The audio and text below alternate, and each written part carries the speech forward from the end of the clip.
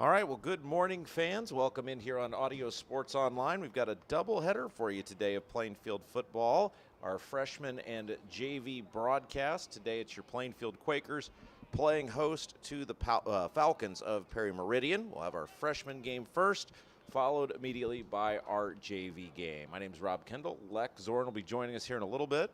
Let's thank our sponsors that have made the broadcast possible all year long here on Audio Sports Online, our varsity, JV, freshman games, and our coaches' shows. And they include CCB Contracting, Geodis, Gunnell Financial, Julia Burbridge of Remax Centerstone, Plainfield, Kyle Burnfield, the mortgage lender at Flagstar Bank, Team Turley, Fairway Mortgage, Bailey and Wood Financial Group, African Plum Home, MyIT at myitindy.com, I-70 Wrecker Service and Garage, BGW Construction, LLC, the Beacon Sign Company, Jeff Brown Photography, and Karen Alexander Photography.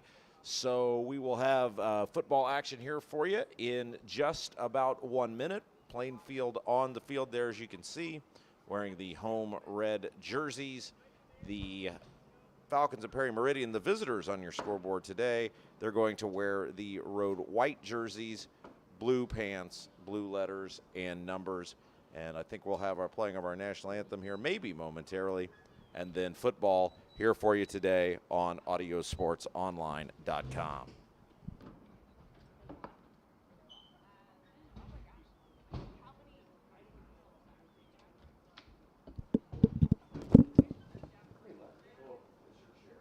Oh, right here? Oh, great, thanks. All right.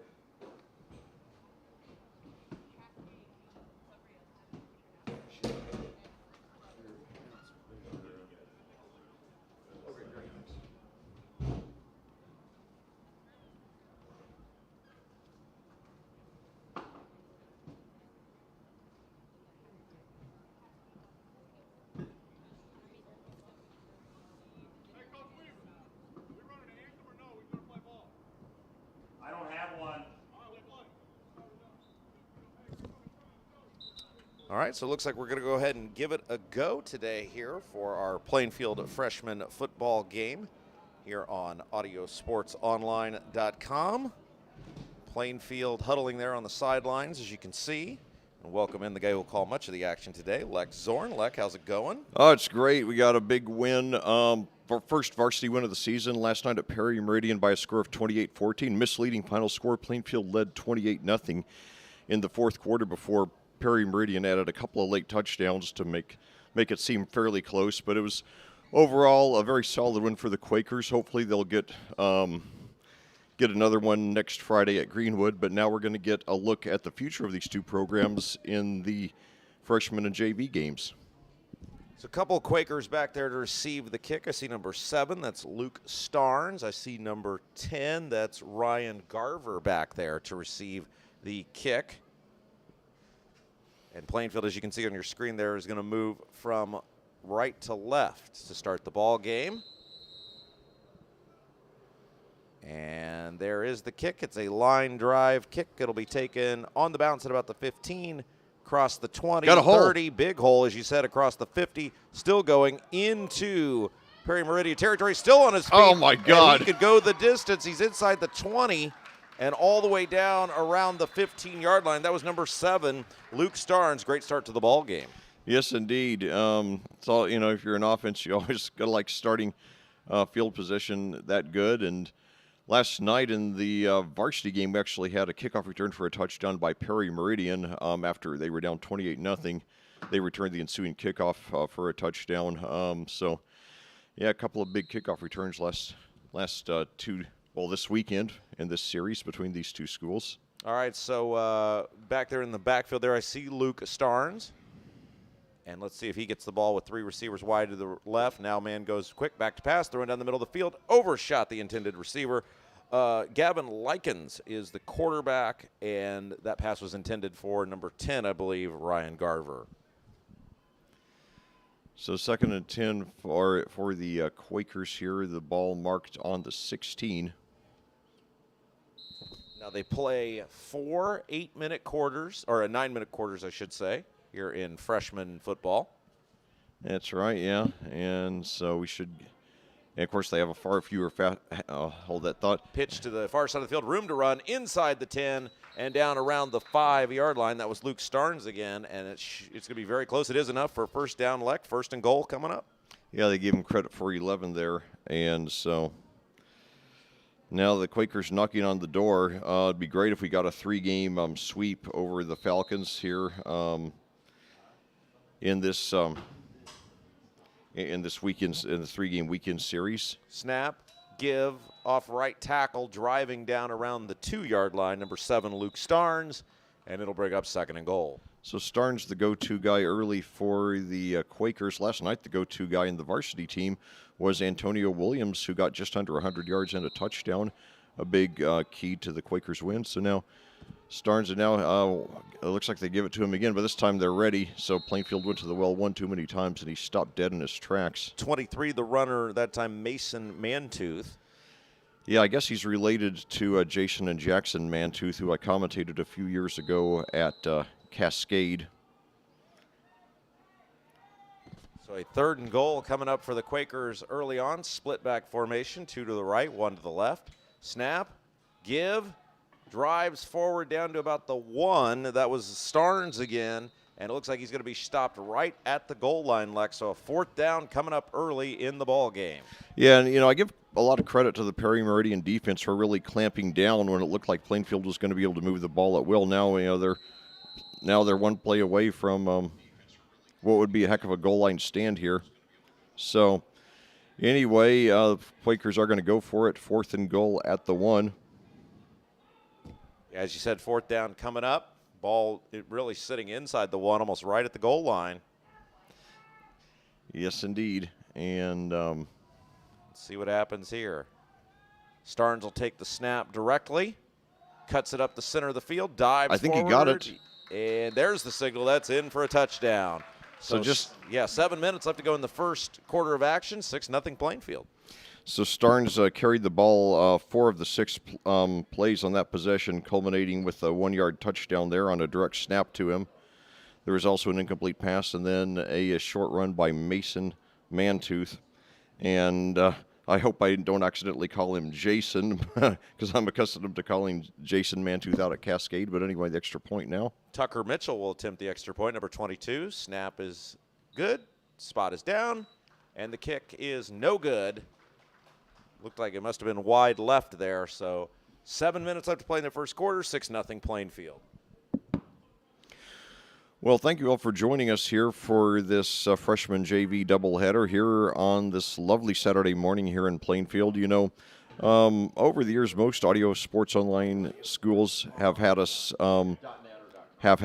do only the varsity games, and I love that Plainfield actually has us cover some of these freshman and JV games also, so you can get a look at the future of these programs and, give that kind of support and exposure to these kids who are trying to move up the ladder, and get on the varsity team. I was listening to you call the game last night as I was monitoring the various games that we cover, and it was a great start for the Quakers. I mean, they really dominated the entire game from start to finish until the very end. You mentioned that kickoff return for Perry Meridian, but certainly if we take that out of the equation in terms of the game being played outside of the kickoffs, it was all Plainfield. Yeah, and to me, the most incredible stat of the game, Perry Meridian did not get an earned first down until the last 3 minutes of the game. They only had 1 first down prior to that, and it was because of a personal foul. Yeah, like I said, I was sitting there listening and obviously popping in a variety of games that we cover and making sure everybody was on the air, but listening to that game, it just really seemed like Plainfield dominated on almost every facet of the game. They did. There were 3 drives that they failed to finish, but other than that, it was a very, very good performance, and especially defensively. And the offense looked like it started to hit its stride also. And now mid-level kick fielded at the 31, brought up to the 35, and dodges a tackle now up to the 40. So good footwork there, gets up to about the 43 or 44. So that was a solid return by Perry Meridian. And so the Falcons starting off in solid field position. They're not as good as Plainfield's, but still close to midfield. It's interesting watching on our feed there on Audio Sports Online. It's interesting how much faster the game gets. 4 years doesn't sound like a long time, but it's interesting how much faster the varsity game is compared to the freshman game. All right, so Perry Meridian with the ball for the first time today. They lead it, or trail it rather, 6-0. Two receivers to the right, one to the left. Snap, give big hole, center of the field, and he will hop up across midfield literally. That was Tristan Ling, number 22. Yeah, and it's he got about 8 yards there. He looks, I've made a big deal this year about Troy Larison, Plainfield's leading rusher on the season, being a converted track and field star. But yeah, that kid for Perry Meridian, he looked like, he's quite an athlete in his own right, like a track and field caliber. Yeah, they list him, this is gigantic for a freshman, 5'9", 200. And Wow. there it is again, and big hole. It's going to take more than one guy to tackle him, and certainly at the freshman level, it's into Plainfield territory inside the 45 for a first down. Yeah, and of course, Robert reminds me of when, was that Ling again, by the way? Yes, he'll be Okay. the giant guy that keeps getting the football, I would guess, throughout most of the game today. So two carries and 13 yards for Tristan Ling. So Quarterback is number 7, Colton Barker. And give is again to Ling. He'll take it off right end and driving past a couple of Plainfield defenders. Man, secondary coming up trying to make that hit. It's like no shot to to make that tackle with any sort of damage. So that's a big first down inside the 35, down around the 34. Run on first down, I should say. 2nd and 1 coming up. Yeah, Tristan Ling, obviously the MVP of the game so far for Perry Meridian. And certainly, that's a program that's been really badly struggling for about 6 years now. And certainly it's got to give them some hope to see a talented young man like that coming up the turnpike. Snap back to pass, rolls to the left side, rolling, throwing on the run, caught on the far side of the field. And it's a first down, number 13 that time, Jaden Hilderbrand with the catch. And it's down inside the 30. First down. I just noticed the quarterback, Colton Barker, is a lefty, Lex. A little Steve Young action there. Yeah, I don't think I've commentated many left-handed quarterbacks. I'm not sure I remember any right off. In fact, so six yards there on the first pass of the game for the Falcons. Snap. Give is to Ling, center of the field, and this time a host of Quakers in there on the tackle, so no gain for Ling that time. Seeing those bodies uncover, I saw number 75 for Plainfield in there. That is Harrison Lehman.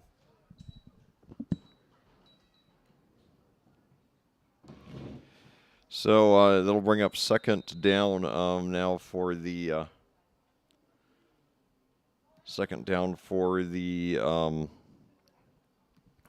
Quakers. As for the Falcons, excuse me. Snap, little misdirection play, gets past one tackle, takes it to the far side of the field, room to run, gets the corner, as that time it was number 11, Michael Morton Jr. with the run. He's going to be short of the first down, but it'll bring up a 3rd and manageable for the Quakers with 4:30 left to go in the first quarter. Again, let everybody know that we've got the JV game coming up next following our freshman game today. And if you miss any part of the live stream, we do post those up for the on-demand podcasting, so you can go back and watch them as well. So 3rd down and 1 now for the Falcons. 4:30 to go, right exactly at the midway point here in the first quarter. Plainfield 6, Perry Meridian 0. And now direct snap to Ling. He slips, though. He might have just gotten enough for the first down. We'll see what kind of spot he gets. Looks like they have not ordered the chains moved, so an opportunity maybe here for Plainfield to get off the field on 4th down. And you would think that Ling, well, he's not in the ball game. So maybe they've got him like on a run count or something, like, because I have no idea why he would not be in the ball game right now. Yeah. Yep, I know. Maybe they're just trying to rotate it. And all right, so 4th down coming up. It's short. Snap, sneak ahead. It'll depend on the spot. No signal yet from the officials as they come running in. And it is going to be barely enough for a first down. So the Colton Barker quarterback sneak is enough to move the chains with 3:54 left to go in the first quarter. Yeah, so the Falcons still in business in the red zone, trying to keep the game from trying to keep the game manageable. One receiver to each side, one running back. Snap, give straight ahead to Ling. Big hole, center of the field, breaks one tackle, and is down around the 5-yard line. It'll be enough for a first down and goal coming up for Plainfield. Yeah, and I'll tell you, I mean, this has especially got to feel good for the Falcons because last night they got virtually nothing, and I mean nothing, in rushing. Their leading rusher last night had 5 yards. So wow. It was just a super dominant performance by Plainfield. Yeah, much more than the final score would indicate, yeah. All right, first and goal now. Snap, give is ahead to Ling, meets a host of Plainfield tacklers. He's going to be down around the, it looks like about the 4-yard line, so it'll bring up second and goal for the Falcons, rather, from the 4-ish yard line. So that sun is bright. Yeah, that's the only problem with these Saturday morning games, the reflection off the glass. So, yeah, I'm standing in the shade now, but thrilled to be here. So, anyway, handoff there. He takes a run to the left side, but they're ready for him. They bring him down for a loss. Yes. Great open field tackle that time, number 5, Grayson Harden, coming in off the left end, making the big tackle. And now it'll be a third down and goal from all the way back at about looks like the 8-yard line. Like, that was a big loss that time. Yeah, was that Ling there on the carry? Yeah, it was Ling. Yeah, so about a 3 or 4 yard loss. Plainfield playing that one perfectly. Yeah, the timing was absolutely brilliant. Yeah, so Ling with his first loss of the game. Yeah, you're right. Like, that sun is brutal. Back to pass, rolling left side, throwing. It's caught. He's going to be hit short of the goal line. Nice job. It's on the far side of the field, so it's tough to see. 88, Carson Stringer made the catch for Perry Meridian, and somebody for Plainfield came up there on the far side of the field and made a really nice hit to keep him out of the end zone. Yeah, so it'll be fourth and goal at the 1 for the Falcons. They are going to go for it. What a goal line stand this would be. Yeah, so 2 minutes left to play in the first quarter. It's been an eventful first 7 minutes of the football game, as both teams now have seen a fourth and goal from the 1. Plainfield was able to capitalize, and now we're going to get a timeout called by Perry Meridian. So when we come back, we will see the final play of this drive, probably, one way or another. Yeah, barring a penalty, yeah. And, of course, that one thing about Perry Meridian, that was a program. They've never been a great program, but they were a solid program for a good while. They finished at 500 3 or 4 years from 2012 to 2015. But then they crashed super hard in the 4-season stretch from 2017 to 2020. Those 4 seasons, only 3 wins total. Then last year, they got off to a promising 2-1 start, and then ended up losing their last 7 games to close out the season. Now this year, 1-3 with the only win coming against Southport, who was winless this year and was winless last year. So when they see these promising young kids coming up the turnpike, it gives hope that they are going to get the program turned around. Brett Cooper now in his 3rd year of rebuilding Perry Meridian there on the south central side of Indianapolis. All right, here we go, Leck. Big 4th down coming up. Ling's the up man in the backfield. Barker under center, drives forward, big pile, and he is in for the score, escaping past a host of Plainfield tacklers. And so with 1:47 to go in the first quarter, it's a tie ball game. So who was it? Was that the quarterback? Quarterback sneak that time. That was Colton Barker. So Barker with his second rush of the game, he had a quarterback sneak for a first down earlier. Now he's tied the game at 6 with the conversion pending. They'll go for 2. They'll work out of the gun. Ling back there in the backfield with Barker. And now whistle and another timeout called by Perry Meridian, so that'll be their second timeout. It is interesting, Lack, all these years we've been coming out here doing these, we usually do 1 freshman and then a couple JV games. It's interesting to think these will be Tyler Bless's players next year. They will not be Brian Woodard's, and that sounds very weird to say. Yeah, and of course, one thing that sounds really weird to say now is King Charles, after, all these years of thinking of him as Prince Charles. But yeah, definitely, after 17 years, it's not going to be the same without Coach Woodard. I like that if Coach Woodard, I was hoping he would stay on longer, but if he is going to step down, I'm glad that they did it in a transitional way where they are bringing in the head coach designate, Tyler Bless, who is been very promising working up as an assistant over these last few years. Obviously comes from a great family with his dad down at Columbus North and his uncle just down the road at Avon, and only 31 years old, and which I believe is that's how old Coach Woodard was when he was 32 when he became head coach. So Tyler Bruce will be 32 when he takes over next year. So that's appropriate. Snap back to pass, rolling left side, rolling, throwing on the run, got a man wide open, and it's dropped. Great play on the far side of the field by Plainfield's number 5. Grayson Harden closing very quickly to break that ball up, and so we are tied with the minute 47 left to go in the first. Of course, that's the thing is you even see this to some extent in JV and JV.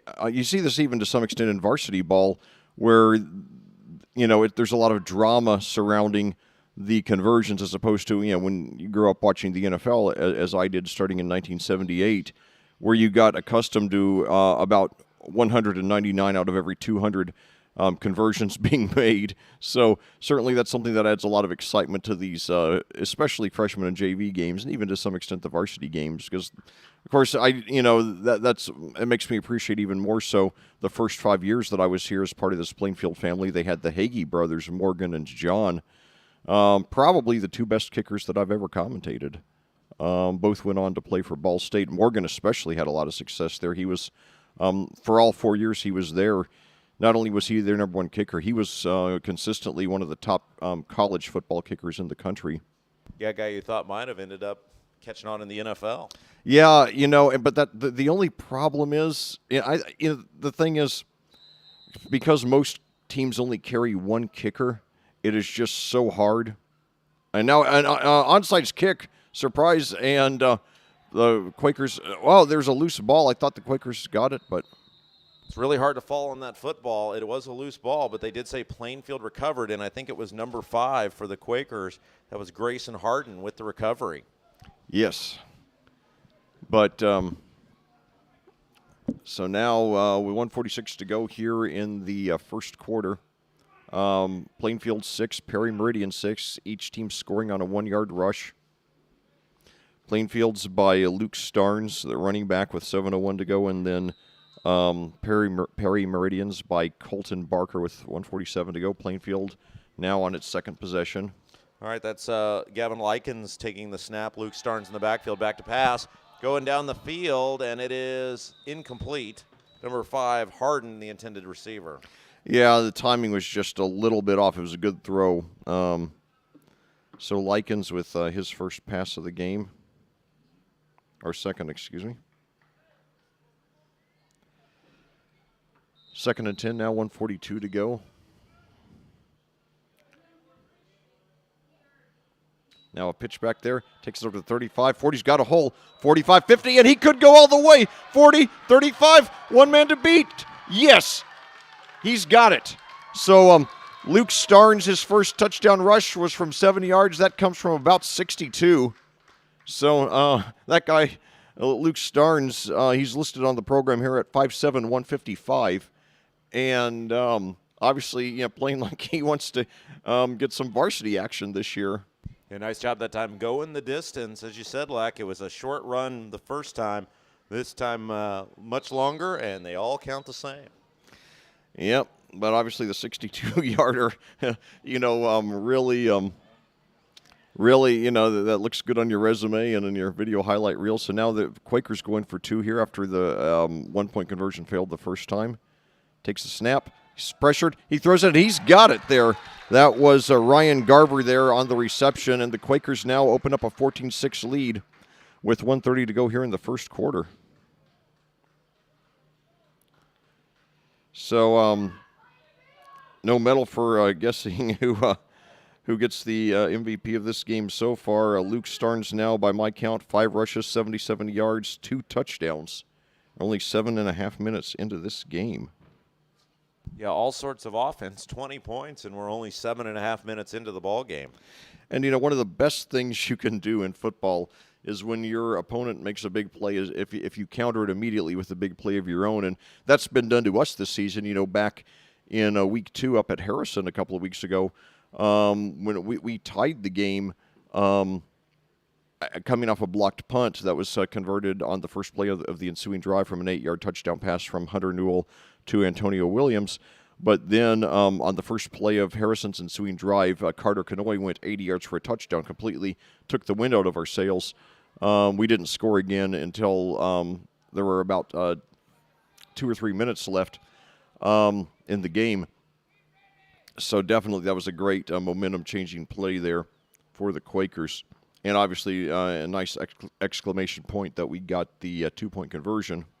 So 22 Tucker Mitchell will kick it away for Plainfield. So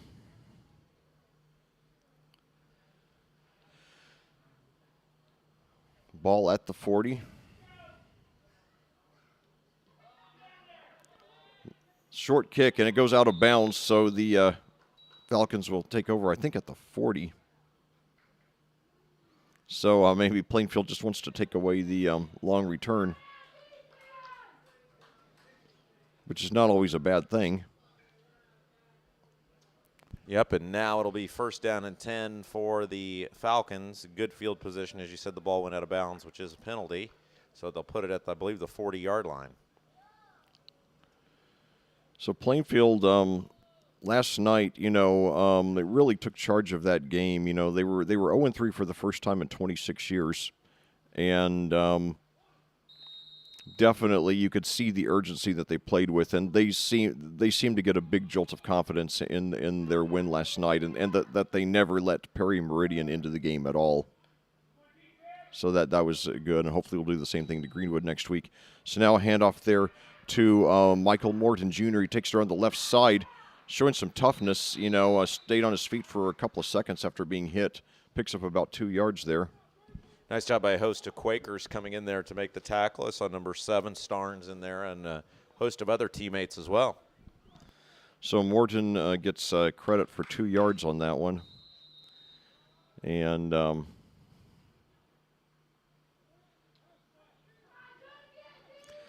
one receiver to each side. And now handoff, and he's up there in the middle, and he's got the first down and more, and found a hole and took advantage of it. Got up to about gets into Plainfield territory at the 46. So another nice run there by Michael Morton Jr. He's out a couple on this drive. Give him credit for 12 on that one. I have him 3 for 23. So it's got to be a nice sense of comfort for Perry Meridian that they've got a couple of really promising rushers out there now. And now handoff, and wow, he gets 4 or 5 yards after contact, showing a lot of toughness there. Was that Ling? I believe it was. Yep.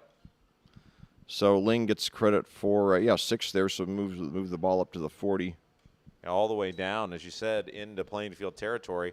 This could be the final play of the first quarter with just 10 seconds to go. 7, 6, 5. Gibbs straight ahead. Ling Got the first. Yeah, tripped up by the shoestrings, but able to put his momentum forward. And so we will switch ends of the field, as that'll be the end of the first quarter once they move the chains here. And with 1 quarter in the books, Plainfield leading it by a score of 14-6. Let's take a moment and thank the fine sponsors that make all of our Plainfield broadcasts possible this year, whether it's the varsity games, JV game, freshman game, or the Coaches Show. CCB Contracting, Geodis, Gunnell Financial, Julia Burbridge, Remax Centerstone Plainfield, Kyle Burnfield Mortgage Lender at Flagstar Bank, Team Turley, Fairway Mortgage, Bailey & Wood Financial Group, African Plum Home, MyIT Indy at myitindy.com, I-70 Wrecker Service and Garage, BGW Construction LLC, The Beacon Sign Company, Jeff Brown Photography, and Karen Alexander Photography. Well, back here at Plainfield, we're ready to start off the second quarter here in this junior varsity game between your Plainfield Quakers and the Perry Meridian Falcons. I'm sorry, this freshman football game last night in the varsity matchup between these two schools at Perry Meridian and South Central Indianapolis. Plainfield got its first win of the season, winning 28-14. And now this morning, we're getting a look at the future into these two programs with the freshman game now and then the junior varsity game to follow immediately afterwards. So great to have you with us. Also needed to mention the newest sponsor, Whitlow's Towing of Plainfield football as well. I know they were helped out with the Gatorade the other day for Yeah. the team, so thank you to them as well. I'd left them off the list of people being read. Yeah, they were on my list last night. Thanks to you, because you had sent me the updated list a day or two ago. So glad to get them mentioned. And we just thank all of our fine sponsors for their great support of Plainfield athletics. This is a false start on Perry Meridian. It'll bring up first down and 15. Ball may be moved about where they can put a 39-yard line of Plainfield. Well, I'll tell you, last night it was a great win for the Quakers, but it was also a little bit of a disturbing game because we actually had 7 injuries, 6 of them to Perry Meridian. I think it's by far the most injuries I've ever commentated in one game. So now 2 receivers to the right, 1 to the left. Snap, fakes the handoff, throws deep down the left side, and he is just off. It is off his hands. Adrian King, number 1, was the intended receiver, and as you said, like he was open, got some separation, but could not bring the ball in. And which reminds me, that this young quarterback, Colton Barker, showing some promise for the Falcons. Last night, Perry Meridian's. I mentioned there were 6 injuries. 2 of them were to Perry Meridian quarterbacks, so they ended up with their 3rd-string quarterback last night. It was very, very painful to watch. So now a handoff, and Ling's got it again. He's hit, and he fumbles, and I think we've got it. Yes. All right. Yeah, he just he had some room to run there and just bumped into someone, and it didn't look like a big hit, but that doesn't matter. It was a hit enough, like loose ball. Plainfield ends up with it. Did not see who ended up coming out of there with it. May have been number 50 for the Quakers. He was down there on the pile. That is Drew White. And either way, it'll be a first down and 10 for the Quakers. So the Quakers are in business and trying to open up a 2-possession lead here, but I'll tell you, Perry Meridian, what I'm seeing from this freshman team, as far as their competitiveness, it's far more than what I saw from the varsity team last night. So that tells me that head coach Brett Cooper is starting to turn a corner with that program down there in South Central Indianapolis and get him on track. So I hope they'll be patient with him for a couple of years while he develops these guys. So now now he's wide open, and he got, I think, too much in a hurry to run with it. The receiver there was Luke Starnes, player of the game so far. I think he just got a little bit over ahead of himself. Yeah, he had to turn around a little bit to try to catch that pass, and it was a little bit low, and he just couldn't run with the football. Nevertheless, a good effort, and obviously Starnes the player of the game so far. As for the player of the game last night, the Quakers now line up a very aggressive formation for freshman ball. 3 receivers to the left, 1 to the right. 1 running back. Pitch back to Starnes. He's got some room on the left side. Gets a hole up 50. Now past the 45. Wow, great footwork there. Past the 40 up to about the 38. So that's a pickup there of about 22 yards for Luke Starnes, redeeming himself and then some for that dropped pass there. And by my count, he's already 6 for 99 on this game. So, I've never seen anybody who develops running backs as well as Coach Brian Woodard does. And hopefully head coach designate Tyler Bruce will do the same. So now 3 receivers to the right, 1 to the left. Tyler Bless. Oh, Tyler Bless, yes. And we got him for a sack there. Yes, Tyler Bless, thanks for the correction there. Yeah, and of course the thing is, that was a sack that time. Likens hit all the way back at about the 46. Go ahead, Likens. That's a big momentum building play for Perry Meridian, and as they knock him down, that's about a 7 or 8 yard loss there. Wow. So. We'll bring up, what is this, second down? Is that right? Yeah, second. Yeah, because that was the first play after that 22-yard pickup there from and now screen pass, and he's got it up to about the 40, so he gets some of those yards back. Gets close to and now we got a late flag here. And that was Starnes there, by the way, making something out of nothing. In the area of a hold, usually that flag thrown all the way back at about the 47 of Perry Meridian. Yeah. And it is against the Quakers. So it will be coming back. But that was a heck of an effort by Starnes. He saw that Likens was, getting hammered and, just came up almost like about a foot in front of him, took the lob pass and went about 7 yards with it, Unfortunately, it was called back, but it was,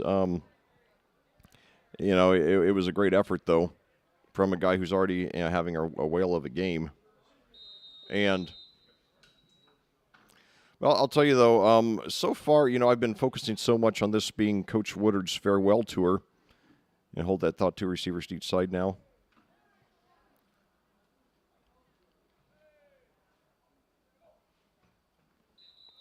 And now we got another flag, so 2 in a row. Yeah, they called false start. There was movement both ways, but they got, I think, Starnes in the backfield as the person. But there was definitely movement on the Perry Meridian side as well. And, one of the one of the few not so great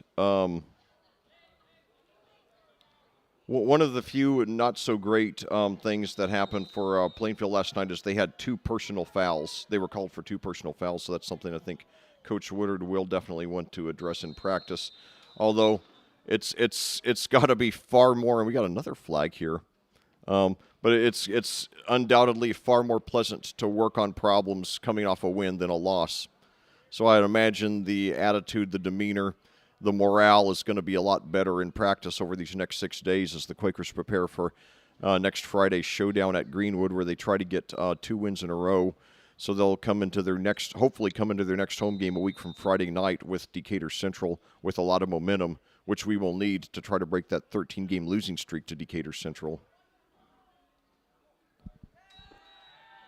And now it throws deep up the middle, and it is caught there for about the 45.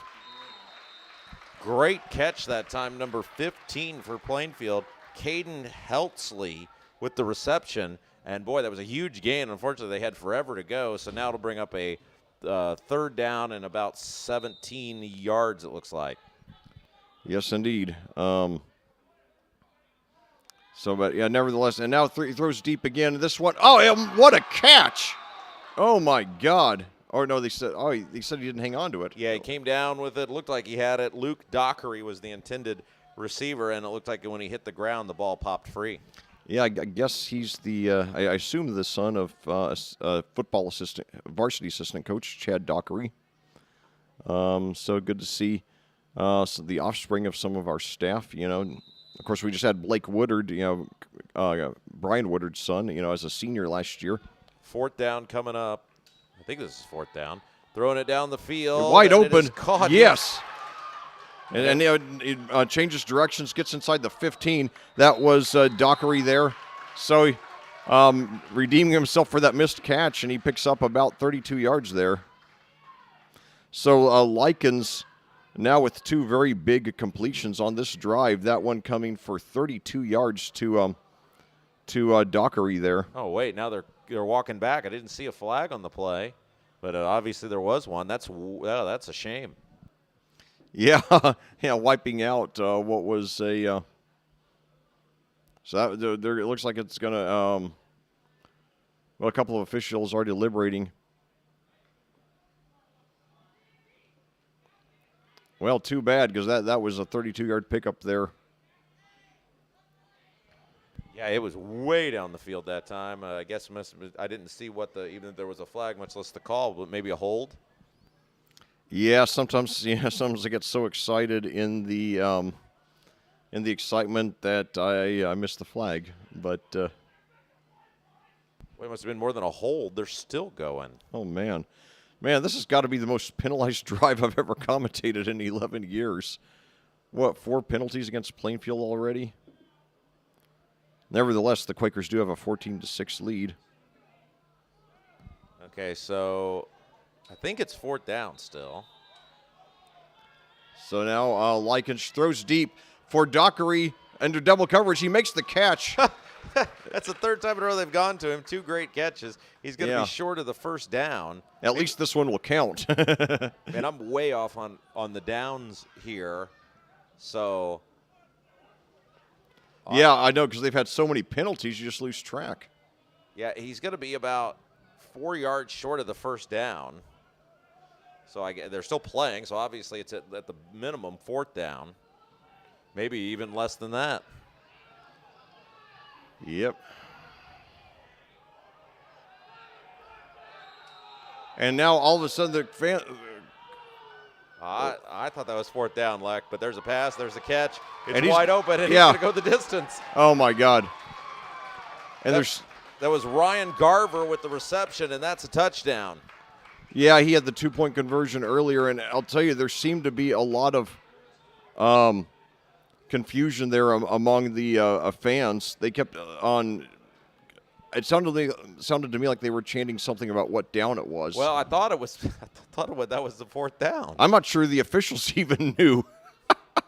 Yeah, that was such a weird drive, but wow, boy, what a break! Regardless, I mean, you see that sometimes in baseball where it'll be ball 3 and the guy will run to first base and Yeah. maybe nobody's paying attention, but whatever. Good for Plainfield, as there's the kick.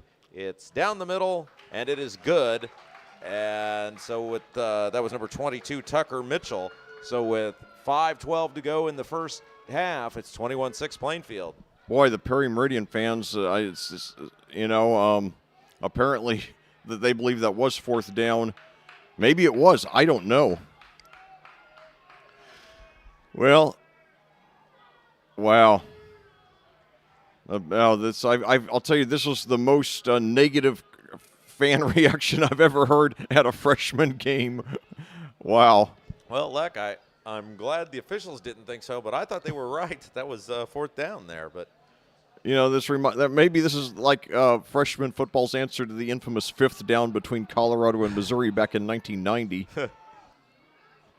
Those are you younger people. Look up at the 5th down. There's probably a whole Wikipedia entry about it. It's a heck of a story.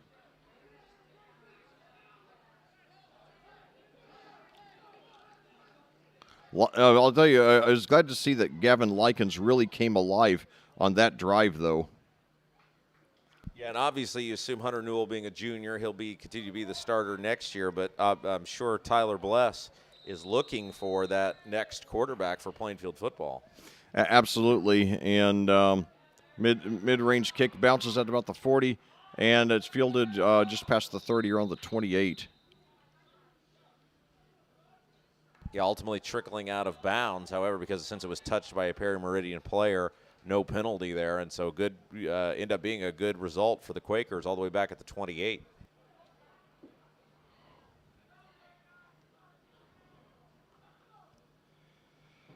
Well, wild and woolly game here so far for Plainfield.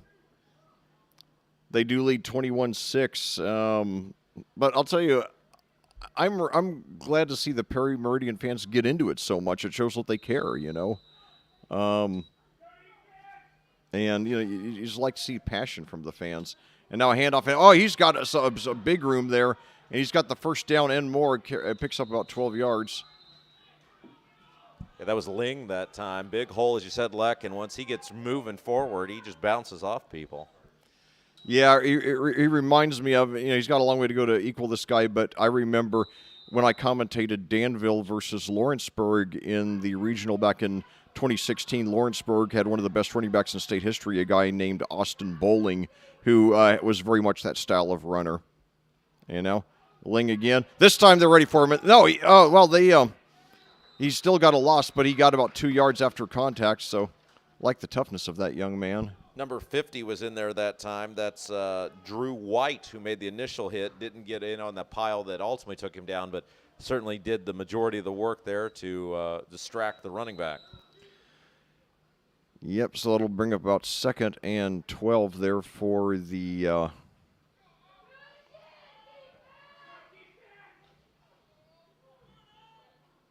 and 12 for the, and now another handoff, and he's brought down for only a gain of about 2.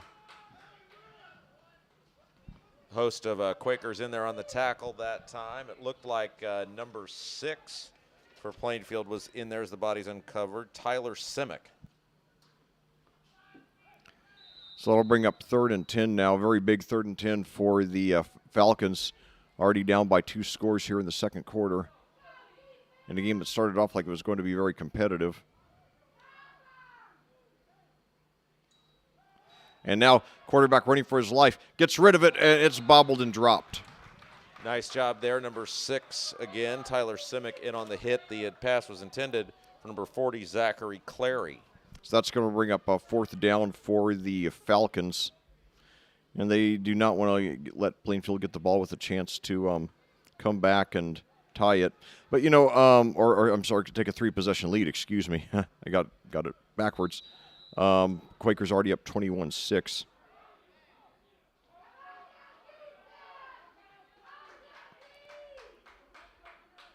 So Plainfield will have 3:36 and all 3 timeouts. High snap and punt.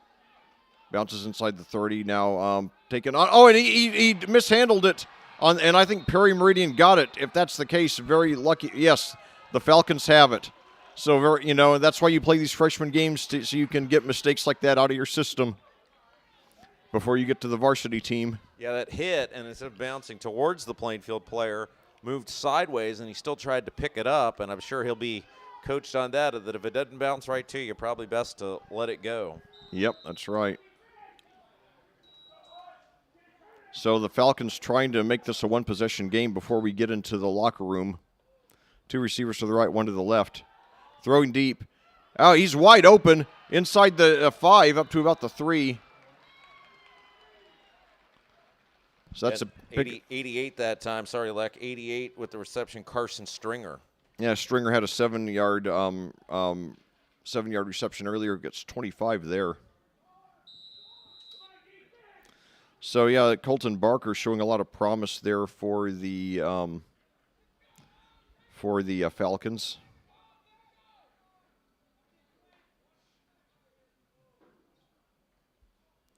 And now a handoff there, and I think he's got it. Yes, touchdown, Perry Meridian. Colton Barker with the keeper that time. So what a big play in the game. Plainfield looked like they were maybe on the verge of putting this one away early on if they could have gone down with the score, and instead Perry Meridian right back in it, now just an extra point away from being within 1 possession. Yep, so obviously they're going to have to get at least 1 conversion point here. They went for 2 last time and failed. So obviously Perry Meridian back in business after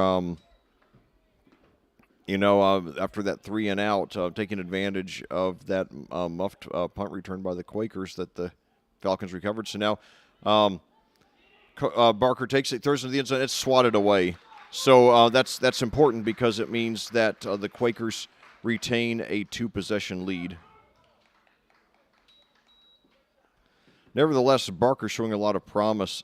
And, right now, Perry Meridian's starting quarterback, Alan Zupan, a sophomore, is showing a fair amount of promise.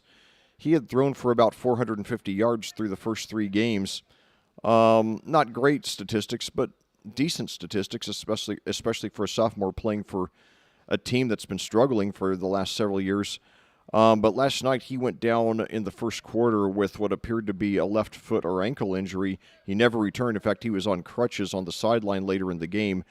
And then his backup came in, and then he got injured, and then they ended the game with their 3rd-string quarterback. So a really, really rough night for the Falcons.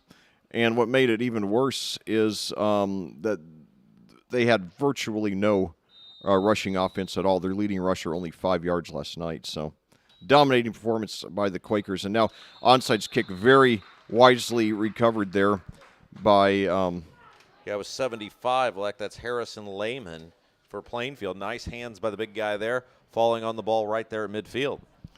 So now hopefully Plainfield will add another score here. Perry Meridian will get the ball first to start the second half.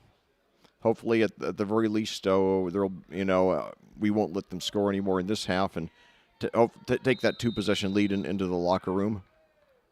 I don't think they go to the locker room for freshman ball, actually, come to think of it. But now throws down the left side to Dockery. He's got a completion inside the 20, 15, 10. He could go all the way. He does. Touchdown. Likens to Dockery, 51 yards, and the Quakers now go up by 15 points with the conversion pending. Boy, that's exactly what Plainfield needed right there, Lex, striking back and extending that lead back up to at least 2 scores. Boy, I'll tell you, I'm liking what I'm seeing from Likens. I mean, he's really showing a lot of promise today. And like I said earlier in the game, when your team makes when the other team makes a big play, the best thing you can do is make a big play in quick response, and we sure did that right there. Only 9 seconds, so 2 touchdowns 9 seconds apart. We got a penalty here. And not only am I excited about Gavin Likens, but also Luke Dockery. He's a wide receiver, had 3 big catches today. One of them was wiped out, but that touchdown sure wasn't. So some confusion on the field. The kick was good, but an offsides is the call. They'll decline it, and so that's 2 touchdown passes on the game for Gavin Likens now. So Dockery, 2 receptions that counted, 77 yards and a touchdown. I guess they're going to try it again. I thought he said the kick was good, but I could have misinterpreted the hand signal. Snap spot, flag flies again. That time it looked like the kick was blocked. It was, yeah. But there's a flag, so we'll see if it counts or not. It's going to be against Perry Meridian. Yeah, another penalty against Perry Meridian. And there have been a lot of penalties so far in this game, Leck. Yeah, indeed, and that's one thing that neither head coach will like. If I remember correctly, Brett Cooper, the head coach at Perry Meridian, I think he's the son of the guy who was the head coach for Brian Woodard back at the University of Evansville back when Woodard played there in the 90s, in the last years of that program before they dropped it in the late 90s. So now it looks like they're going to go for 2. As the offense comes back on the field, Starnes looks like he's going to take a direct snap here. Snap, it is. It's a keeper. Busts it to the near side of the field. He's got room, and he gets the corner, and he's in for the touchdown. So that'll make it 29-12, 17-point lead, 2:51 left to play in the first. And that's big because it means we have a 3-possession lead now. And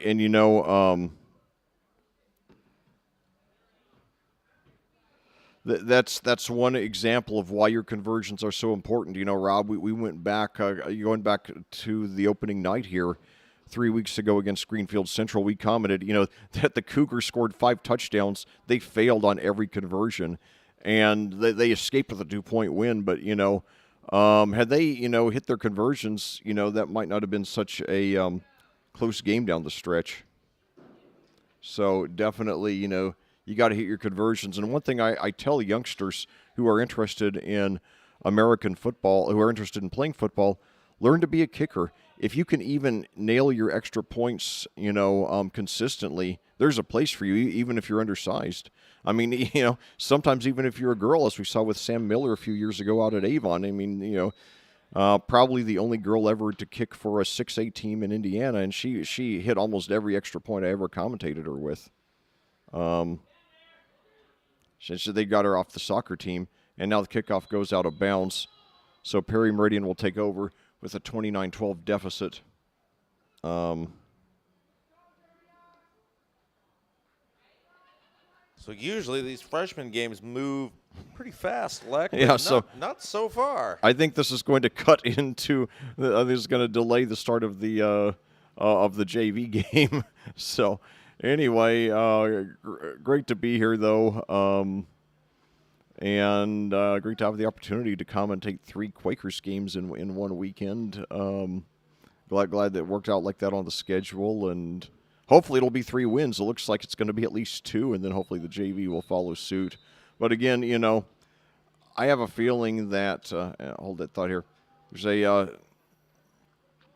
rush there up the middle for about 3 yards for the and now we got a late flag here. God, how many flags are there going to be in this game? There's Michael Morton Jr., who's had a few nice moments today on the rush, but let's see if it counts or not. Personal foul against Plainfield is the call, so that'll be 15 yards in favor of the Falcons. And again, Coach Woodard won't like that. The Quakers committed 2 personal fouls last night in the varsity game, so that's something they're going to be working on. Another concern last night was that the high snaps continued to be a problem for much of the game. Another thing they got to work on. But on the other hand, Hunter Newell had his best complete game during his Plainfield career so far.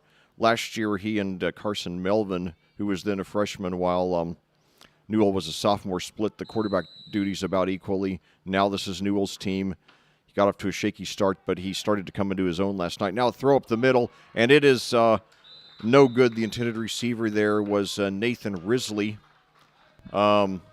And he was under very good coverage. Looked like Ryan Garver was in there on the coverage, number 10. Yeah, Garver has had some good receptions tonight for the Quakers.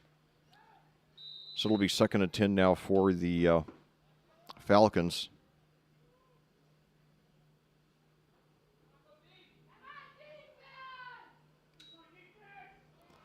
So now. And they got him right around the line of scrimmage. Yeah, that was Ling who was hit and dropped. So a nice job there by a host of Quakers getting in there on the tackle, hitting the big guy low, and it'll bring up a 3rd and long for Perry Meridian. Nevertheless, Tristan Ling looks like he's a big part of the future of this Perry Meridian program. He's got 3 more years to develop in the program, and looks like he's going to be a really good one, especially if he continues to gain size. And now we got another flag here. Who's it against? We are waiting to find out. Yeah, my son just asked who the penalty's against, and the officials have not signaled yet. This one against Perry Meridian. Offside, the ultra rare offsides on the offense. Guess the Falcons just got a little overzealous down 3 possessions, trying to. Especially 1:57 to go here in the half. They're really trying to at least cut it to 2 possessions before halftime. So now 2 receivers to the left, 1 to the right, 1 running back, quarterback in shotgun takes it. He's pressured. He almost got a sack, but he moves forward. He's still got to be brought down for a huge loss and another late flag. Man, I'll tell you what. I know these officials are trying hard, and officials are getting a lot of flack throughout the country, but sometimes there's just some discretion. Let it go. Yeah, maybe they're trying to set examples for these impressionable youth and teach them what is and isn't acceptable. I don't know. I guess. But I mean, man, it's like you got another game to go here, guys, and we're not even halfway through the first one. I mean, you're talking potentially a 6-hour day. Yeah, that's about what we're on pace for now. 9:55 your time of day. Yeah, I can't believe. I mean, the first half of this game is because the first half last night got over in right around an hour, and now we're on pace to do more than that. With 6 fewer game minutes. It's a 24-minute half in varsity ball, only an 18-minute half, 9-minute quarters in freshman ball. It wouldn't be so bad if the sun were not. I mean, it's just the sun is brutal. Oh, I know. Of course, it also helps. We've had 6 touchdowns in this game, too. That's also made the game take longer. We only had 2 touchdowns in the first half last night, both the long passes from Hunter Newell to Grant Irwin. But like I said, Hunter Newell looked like he was starting to come into his own last night. Looked like he was gaining more confidence. He had a 60-yard touchdown pass to Grant Irwin in the first quarter, a 33-yard touchdown pass to Irwin in the second quarter, and only made about 2 mistakes the whole game. So really, really promising game. By far his best game as a starter.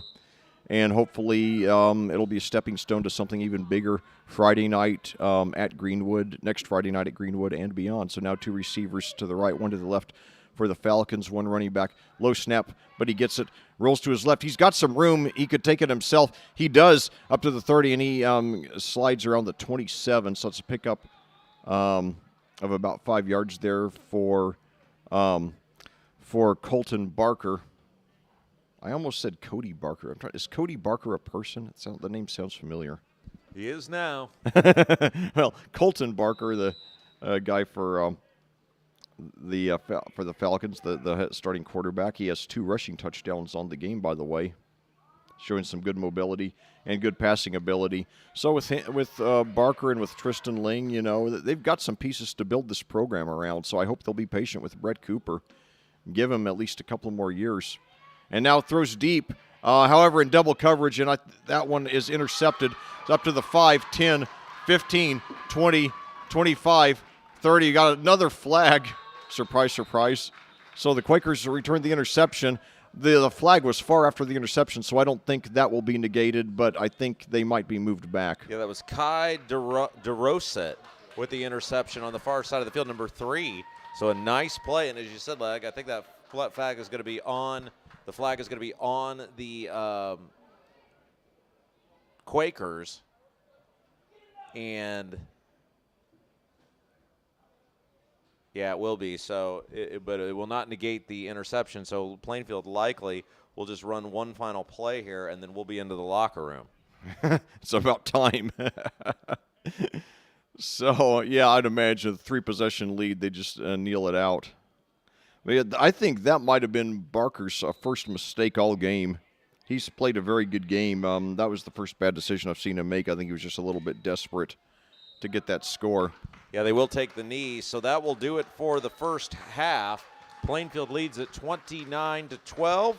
Rob Kendall, he's Lex Zorn. We'll be back with your second half here on Audio Sports Online.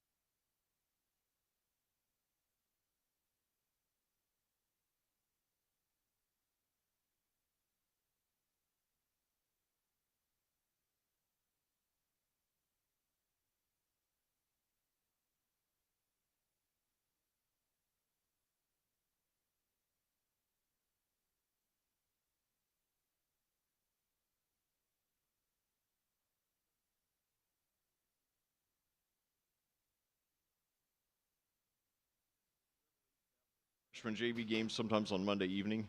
That's right, they did. Yes, we're back here at Audio Sports Online. Rob Kendall and Lex Zorn. It was all Plainfield there in the first half, Lex.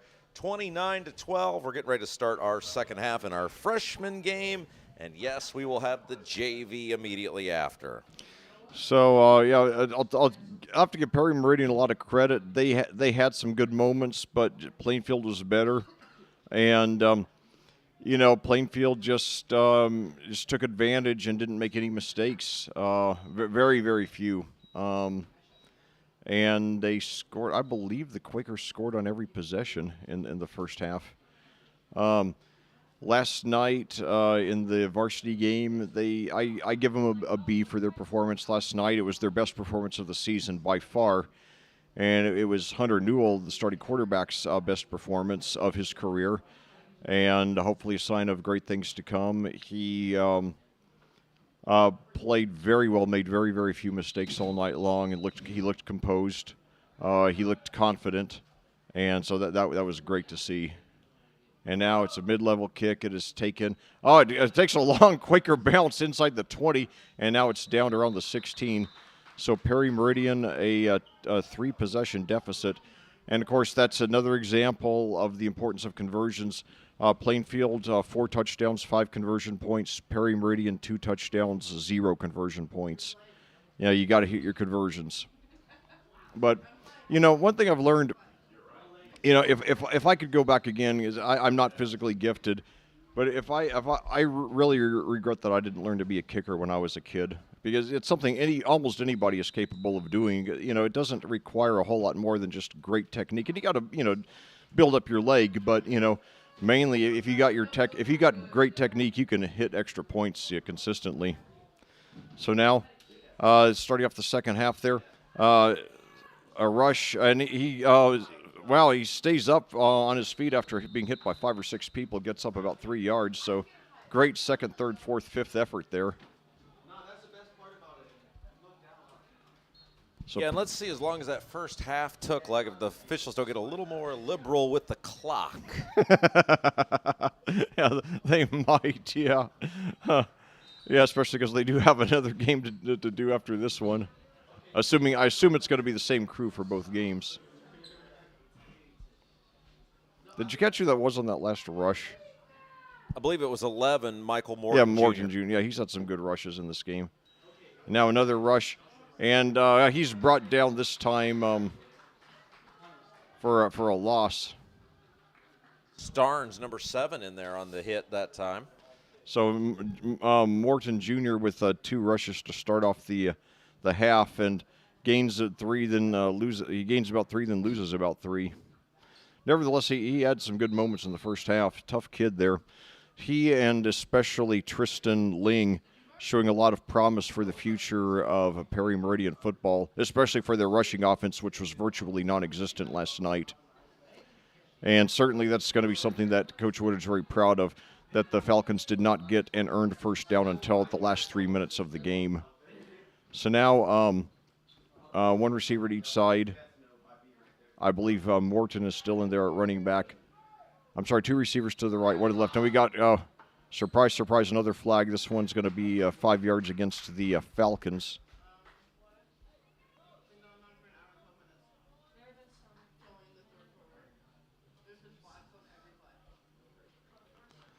I'll tell you, Rob, I've commentated now 111 varsity games, probably about 50 freshman and JV games.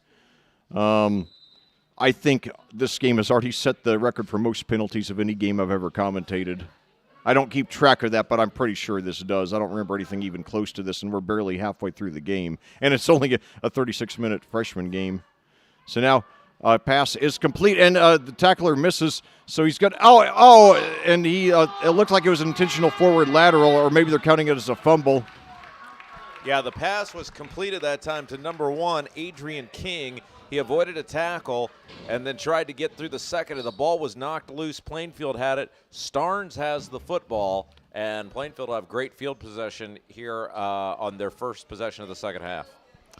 So now the Quakers have a chance to really put this game away. And hopefully that will result in the rest of the game going a lot faster. The original start time for the varsity for the JV game was 10:30. It's 10:14 right now, and there's 6:51 to go in the third quarter. So I don't even know if we're going to make 11 now for the varsity game. Because I guess there were no halftime or between game ceremonies to cancel, but we'll do the best we can. So 2 receivers to each side for the Quakers now. Another flag, and this one's going to be against the Quakers.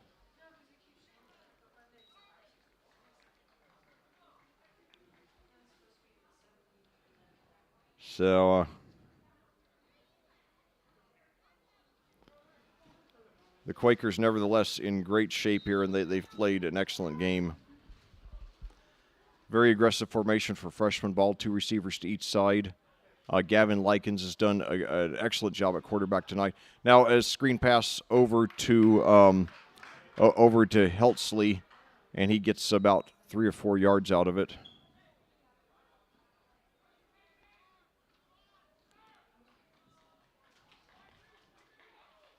Gets basically about the 5 they lost on the penalty. Heltzley also had a 34-yard reception in the first half. So now, rush there, and he is brought down right around the line of scrimmage there. That was Starnes, who had 2 touchdowns in the first quarter. Doesn't pick up anything there, though.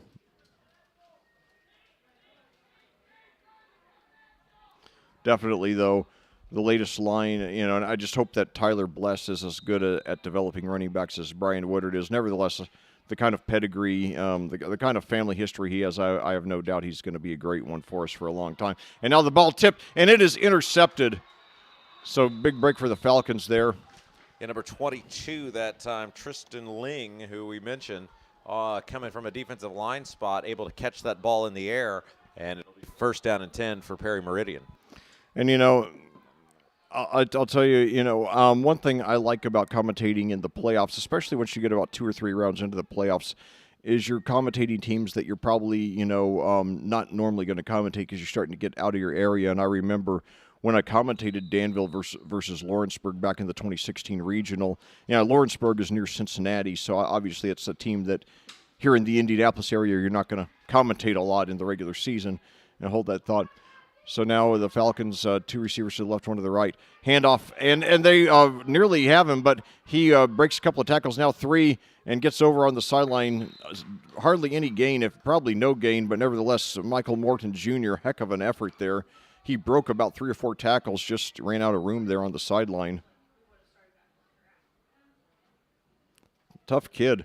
So, yeah, with Morton and Ling, that's a couple of running backs they can really build around over these next 3 years. So, I have a feeling that Perry Meridian is about the only gimme win in the Mid-State Conference. I don't think they're going to be a gimme win for too many more years now, based on what I've seen today. So now 3 receivers to the right, 1 to the left. And now Morton again, and he runs over to the right side this time and now he's brought down for a short loss. But it's an outstanding coverage there by the Quakers. So that's going to be a loss of 2 there for Morton. I have him 8 for 24 now. 4:40 to go now, nearly halfway through this third quarter. Hopefully the penalty fest is over. 3rd and 12 now for the Falcons. And one thing that's really striking compared to last night, and it could be because they got down to their second and finally their 3rd string quarterback, but last night, and their a screen pass complete, but for only about 2 yards, so it'll still. He wasn't down. I thought he was down at. And now the ball's loose, and oh my God, Starnes comes out of there with it. That is unbelievable if they let that play stand. They are going to let it stand, and it's going to be a touchdown. So the receiver caught the ball. He kept driving. I thought multiple times the play was dead. I guess a whistle never blew, and ultimately Starnes ended up coming out of there with the ball and running it in for the touchdown. Give credit to Plainfield continuing to play until the whistle. I'm just shocked, like in the modern era where everything is about injury prevention, that they just let that play keep going. Yeah, that was a bizarre play because I didn't even see. I thought the guy was down at the 30, and I didn't even see when it came out. Could you tell who the receiver was, by the way? It was number 3, I believe. Oh, and the extra point is up, and it is no good. Geno Stewart, I believe. Okay. Yeah, I thought he was down at the line, but, again, it's an example of why you've got to wait for the whistle. That's a fundamental lesson to learn. I remember one of the most embarrassing incidents of that I ever saw. It was a playoff game back in the 1999 season between Miami and Jacksonville, and I think Jacksonville had just recovered a fumble or something like that, and Miami stood around thinking he was down by contact because he was on the ground, and then one of his teammates seemed to come up and tell him that the play wasn't dead yet, and then he ran in untouched for the touchdown. And it was a game, I think the final score was 62-7. Sadly, turned out to be Dan Marino's final game.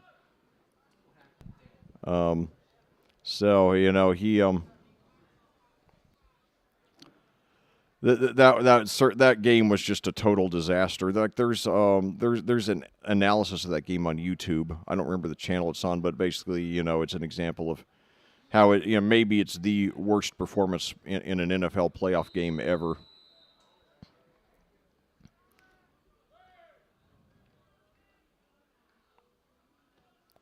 Now a mid-level kick taken at 33, brought up to the 40. So Plainfield. Prairie Meridian now down by 23 points here. Sorry, go ahead. Well, I was just going to say real quick, let's thank our sponsors who make Plainfield football possible this year. CCB Contracting, Geodis, Canal Financial, Julia Burbridge, Remax Centerstone Plainfield, Kyle Burnfield, Mortgage Lender, Flagstar Bank, Team Turley, Fairway Mortgage, Bailey & Wood Financial Group, African Plum Home, MyIT Indy at myITindy.com, I-70 Wrecker Service and Garage, BGW Construction LLC, Beacon Sign Company, Jeff Brown Photography, Karen Alexander Photography, and Whitlow's Towing. Thanks so much to all our sponsors. Hope you all will support them. So now back to action here at Plainfield at Red Pride Stadium. 2 receivers to the right, 1 to the left. Low snap, but he gets it in. Barker running for his life. He's got some room here up to the 45-50, and he might have the first down. Depends on the spot. I think he does have it. I think he got exactly 10 yards. Barker showing a lot of promise. So several very good freshmen for Perry Meridian.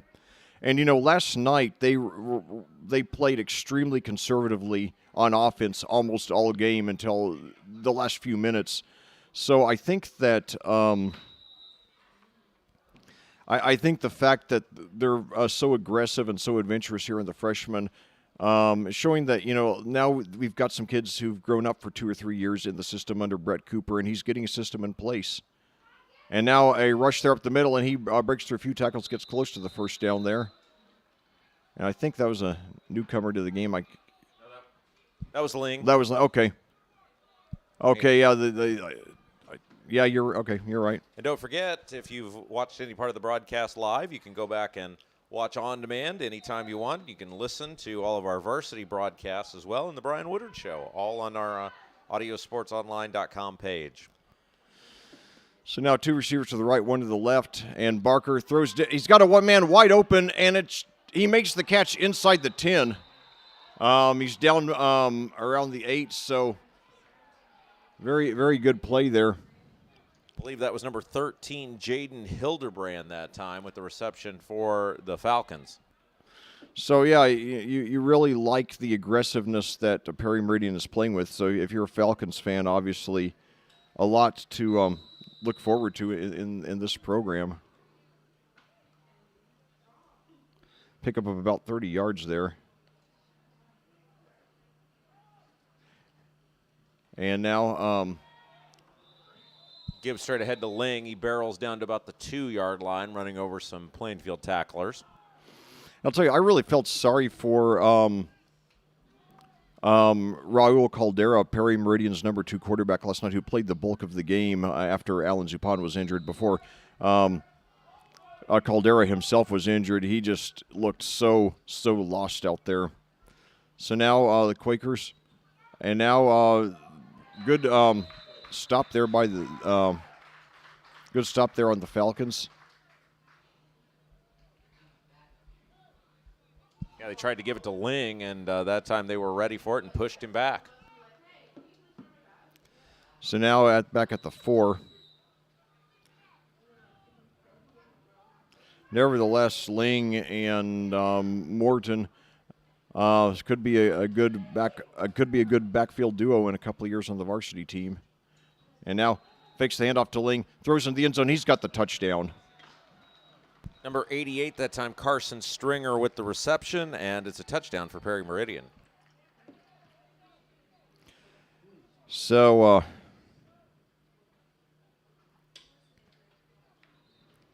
your Falcons, your Quakers still in control of this game, up 35-18. Perry Meridian does not have a conversion point left, and it does not have a conversion point yet, excuse me. So 2 receivers to the right, 1 to the left. And now takes a snap, and he's going to take it all the way in himself. He dives, and he gets it. So very aggressive 2-point conversion there by Cody Barker. And the Falcons not likely to get back in this, but it is down to 2 possessions now, 35-20 with 1:18 to go in the game. And this is probably the highest scoring freshman game I've ever commentated, 8 touchdowns now. That score coming on a 4-yard pass from Barker to Stringer. So we will have the JV game coming up next. What we'll do is in between games, we'll stop our stream for a little bit, give everybody a chance to reset, and then about 5 minutes or so ahead of the JV game starting, we'll fire our stream back up. So don't be alarmed if it disappears, and then we'll have the JV game.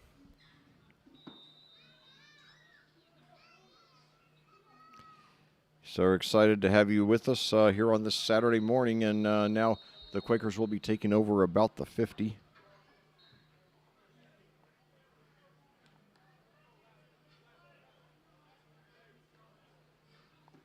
Carson Stringer, another player who's shown some promise for Perry Meridian tonight. And, I remember when I first started commentating 10 long years ago now for Plainfield, there were a couple of wins that you could just pretty well count on in the Mid-State Conference every year, and right now Perry Meridian is about the only one left. Mooresville used to be, an easy win. Franklin used to be an easy win. And those are really tough games now. Of course, Mooresville's beaten us 5 straight times now, and now Franklin's beaten us 2 of the last 4 after we won, I think, 18 out of 20 in one stretch. So now the Quakers trying to build back onto their lead. And now a great play by the Falcons, perfectly telegraphed there. And that's going to be a short loss. The ball carrier for Plainfield was Mason Mantooth.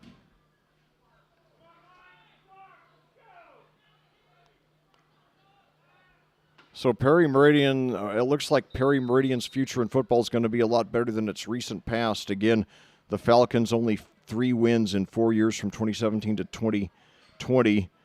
3 wins combined the last 2 years. So now screen pass, and it's complete, and he's going to get about what they lost on the last play. That's Ryan Garver there on the reception. Gavin Likens playing an excellent game for the Quakers.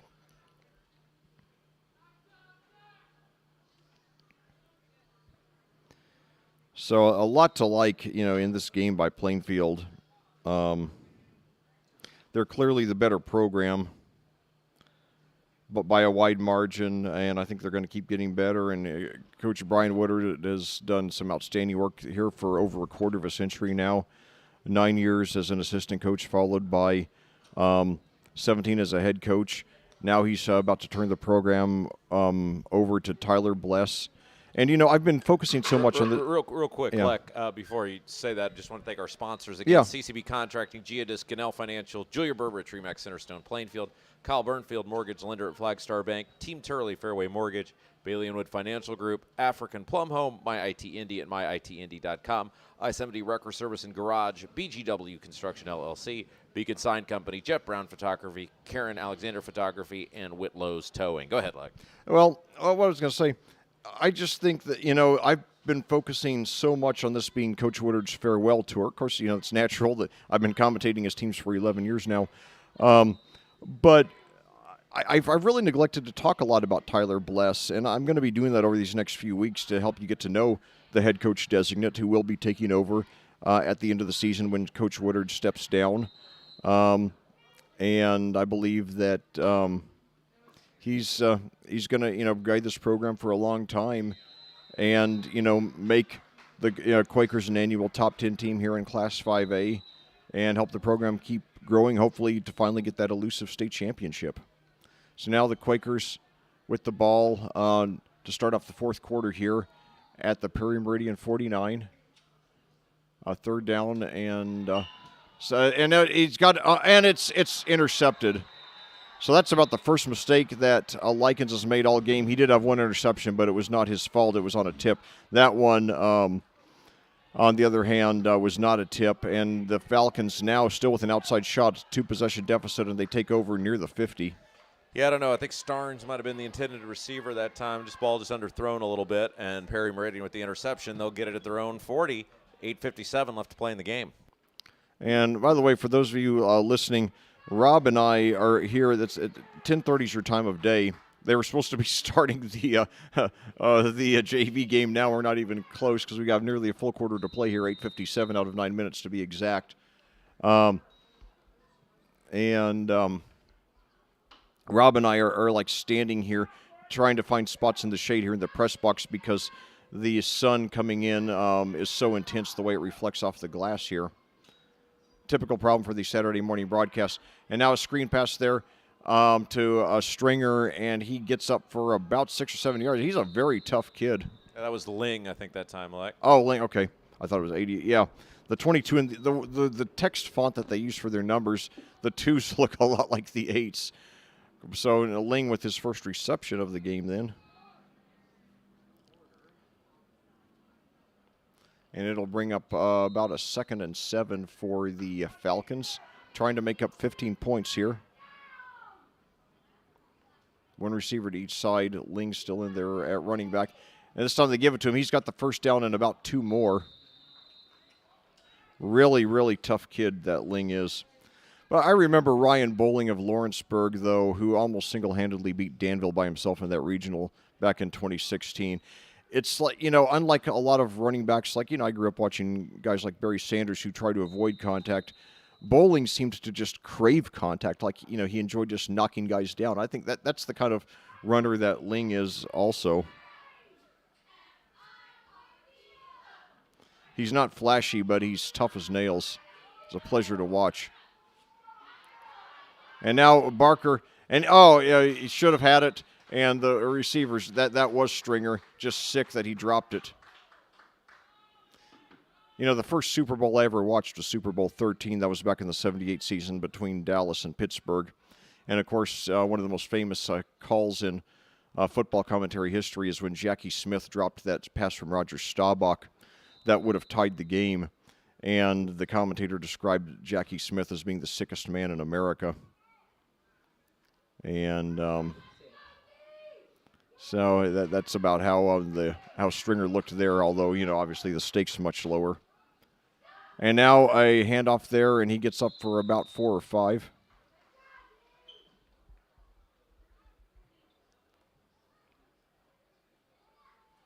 And I'll tell you, also as a commentator, it is so much different on the eyes to commentate, during the day than at night, especially in this bright sunlight.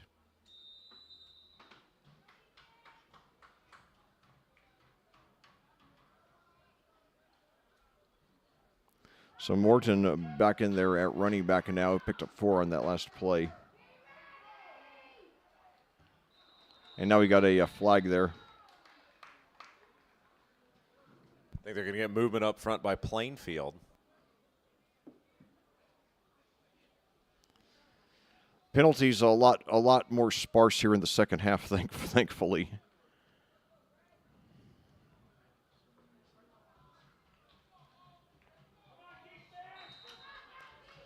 So now, 7:04 to go and counting. Handoff again. He's got almost hit the line. He takes it over to the right side. He's got some room. He plows his way up to the 30. He's got the first down and more, and then a flag after the play. That's going to be a pickup of about 10 yards there.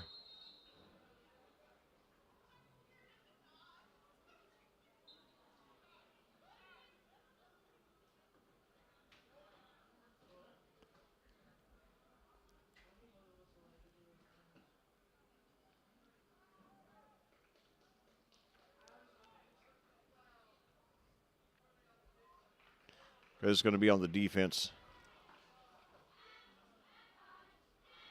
By the way, that was Michael Morton Jr. on that rush there.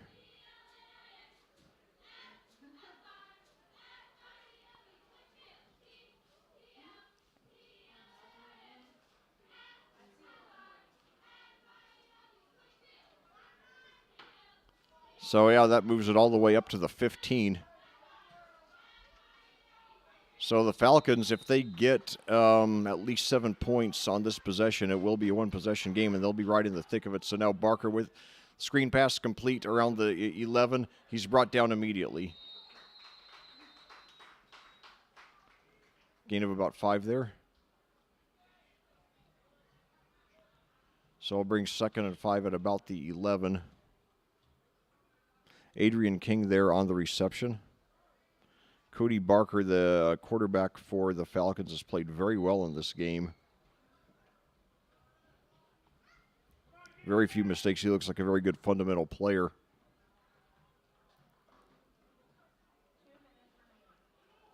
Now a handoff, and he's up the middle for about 2 or maybe 3.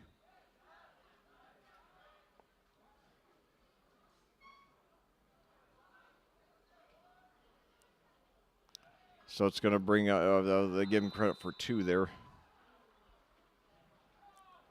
So clock keeps on ticking, 5:50 now. So Perry Meridian, 2 scores to make up and at least 3 conversion points.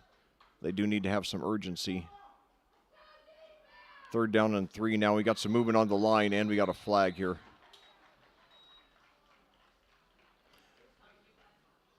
So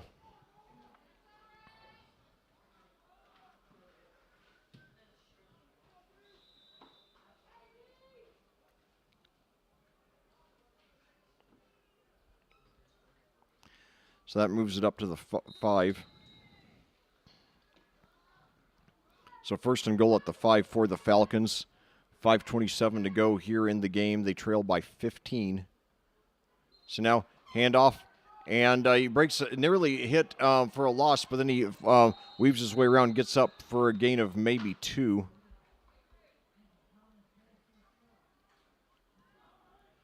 So the Falcons not surrendering this game at all. They've shown a lot of toughness tonight. This morning.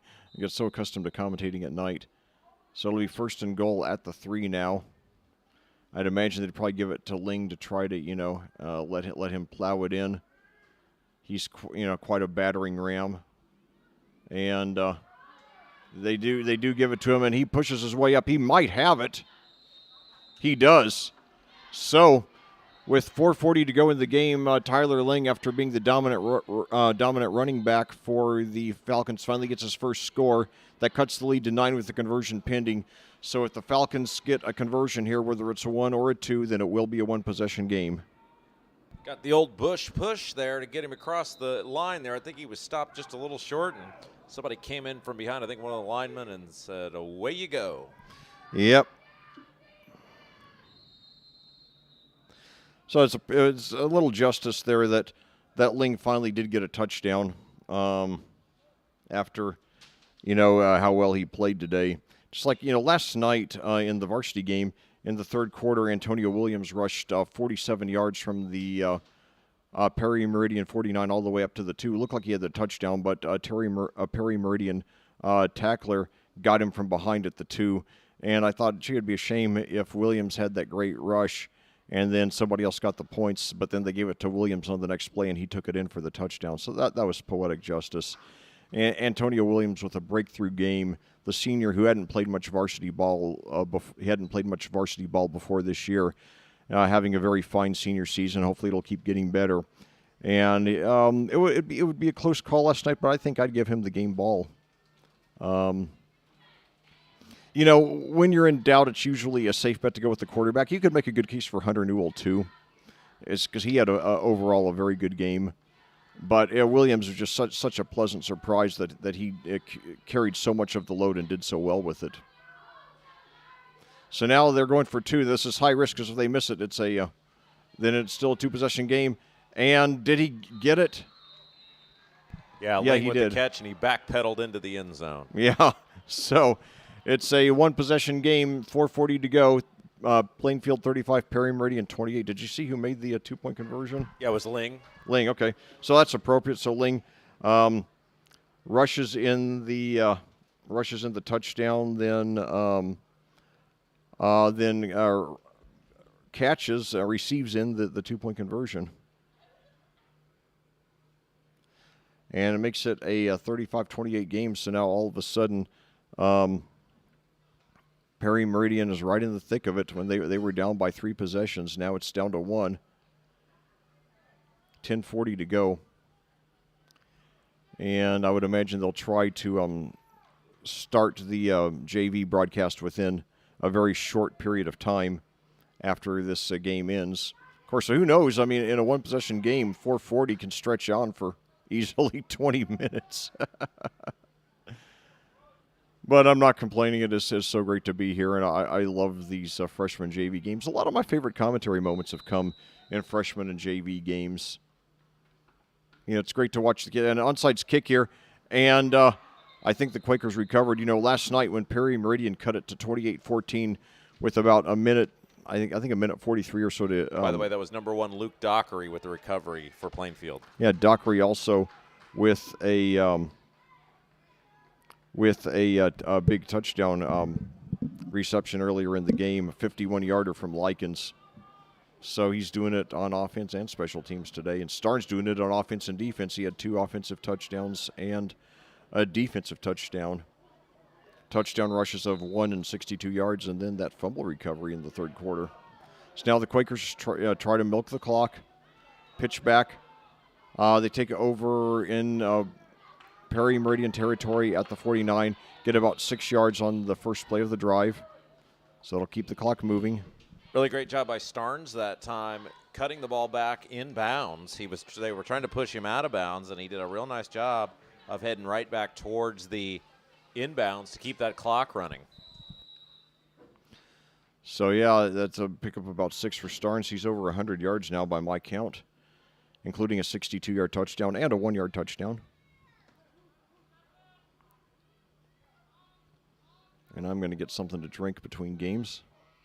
So now fakes the handoff, pass complete, and he's got the first down for about 5 yards there. That was Garver on the reception. And now we've got an injured Quaker. It's the first injury of the game, and it's number 50, Drew White. Looks like he might have rolling around there at midfield in some amount of pain, holding a knee, it appears. Training staff quickly out there the coaching staff rather. Oh, it could be a cramp. Yeah, that's in the area of a cramp. So hopefully that's all it is. Yeah, that's what we saw happen to looked like to Noah Hessling a couple of weeks ago. In the first game in the Greenfield Central game right after that touchdown. And Noah Hessling did not play last night. Hopefully he'll be back in action Friday night at Greenwood. Nevertheless, it was a great team effort. And one thing that was so encouraging about Plainfield's win last night was that it was so balanced. We got so many guys in on the action. Williams and Larison did a good job splitting the rushing duties. Hunter Newell had some good rushes as well, including a touchdown rush in the fourth quarter. And then, I think about 6 different receivers caught passes. And, Grant Irwin had the 2 touchdowns, and then we had the other catches were split among several other guys pretty evenly. So now first down and 10 for the Quakers at the 38, following that 6-yard pass or 5-yard pass from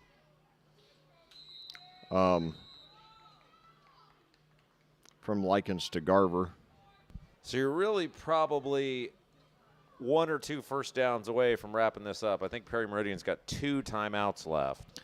Yeah, so you probably need to get 2 first downs. So now let's see. We've got 2 receivers to the right, 1 to the left, 2 running backs. Likens hands off. He's got some room on the left side. He gets up for about 6 or 7 there. So, And that time it was number 22 on the run for Plainfield. Tucker Mitchell, the kicker. So Mitchell, that's another thing you see more of in freshman ball. You see more multitasking, and it's good to get guys in on different aspects of the game, see what they do best. So that's Tucker Mitchell with his first rush tonight.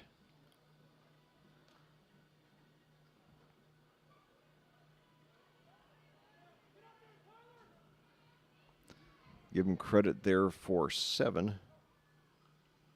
And now another handoff, and he's going to be stopped for just about a yard that time, so he will not get the first down. And I believe Perry Meridian has just taken a timeout. That was Mason Mantooth there, by the way. Give him credit for 1. Back when I was commentating Cascade, Jason Mantooth, not Mason, but Jason, who would have been a senior on the 2019 team, his nickname was simply Tooth.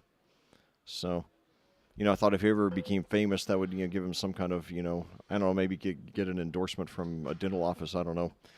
But he was a very promising running back. I don't know what happened to him. But last night, though, was a really good night for Hendricks County. The 6 Hendricks County teams went 5-1 last night. The only reason we had 1 loss is because 2 of the teams played each other, so somebody had to lose. Brownsburg and Avon played each other. One of only 2 intra-county games this year, sadly, in Hendricks County. And then all the other teams, Tri-West, Danville, Plainfield, and Cascade, all won. And Brownsburg won the Avon game. So, 3rd and 2, very big third down for the Falcons defense. They just took their second time out here, 2:36 to go. And now a handoff. And now he's going to go all the way for the touchdown. Yes.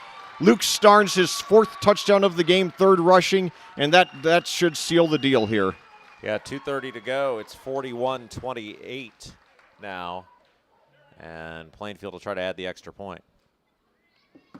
Well, it's one of these things. It's important to remember that, when you plant a seed, sometimes it takes years to blossom. And over these next few years, even though Coach Woodard is stepping down at the end of the season, what he did for this program is going to be paying off. It's going to be paying dividends for many years to come. And, a lot of these players, and now missed snap on the extra point, and the holder tries to take it in himself. He's tackled for a loss. Nevertheless, Plainfield should have the game pretty well clinched right now. Perry Meridian, 2:30 to go to make up 13 points, 1 timeout left. Luke Starnes undoubtedly gets the game ball now for Plainfield. 3 rushing touchdowns, 1 fumble recovery touchdowns. The touchdown rushes coming from 162 and finally 30 yards. And now I'm to the point I've typed in the name Starnes so many times that the name is automatically coming up in my on my smartphone. Yeah, it now automatically comes up as a suggestion. So that's of course I always one of my favorites was last year. I tried to type in Vanderbush as in Cale Vanderbush, and it suggested Vanderjacked. For those of you who don't know, that's likely stems from Mike Vanderjack, the former Colts kicker from 98 to 05. Hard to believe the Colts went through about a quarter of a century where we only had 2 main kickers, Vanderjack and then Vinatieri. Of course, Rob, I remember you and I commentated Vinatieri's son for Zionsville a couple of years ago. And so on the kickoff, Perry Meridian does pretty well. They get up to about the 47. That was number 8 on the return, Ashton Jackson. Little guy, 5'3", 105. They need to get him in the weight room, but certainly he's got some speed there.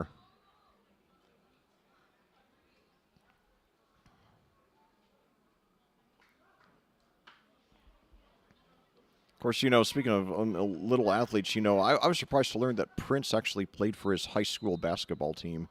And I mean, as I say, for those of you who don't know, he was only 5'2", but I heard he was a great shooter. So anyway, 2 receivers to the right, 1 to the left. Now rolls to Barker. He's got some room. takes it up past the 50, and Wisely gets out of bounds after picking up about 6 yards. So Cody Barker, I guess we'll be seeing him, with a lot of varsity action, maybe this year, because Perry Meridian lost 2 quarterbacks last night. I don't know how serious the injuries are, but I know that their starting quarterback, Alan Zupan, after he was injured in the first quarter, he was on crutches later in the game on the sidelines, so that could be a serious one. And then his backup, Raul Caldera, not very effective. So, that they might try him, as a freshman. And now he throws deep downfield, and it is overthrown.